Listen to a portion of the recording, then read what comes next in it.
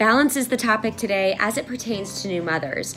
This analogy was shared with me and I found it exceptionally helpful, so I want to share it with you. Thank you, Laura Kind, because you have no idea how much I use this.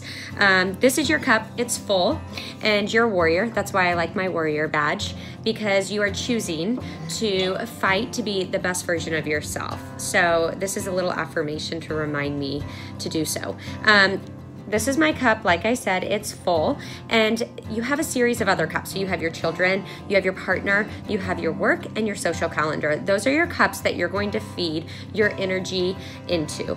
So you're gonna pour into your children's cup, and they will take as much as you will offer, so you have to create healthy boundaries. That's a big one.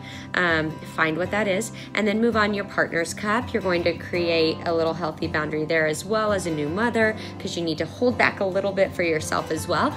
And then your work, you know what that requires in order to perform well. And lastly, your social calendar. So you will give the things that matter most to you a little bit of attention.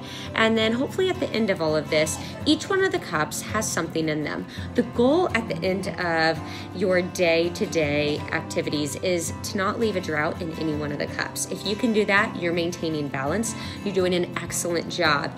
Keep doing it. And at the end of the year, you can reestablish how you want to move forward. But for year one, don't pass judgment on how you're handling everything. I promise you, if you're not leaving a drought, you are handling it like a boss. Have an awesome Wednesday. I hope it's helpful. Comment below. Subscribe if you like what's happening.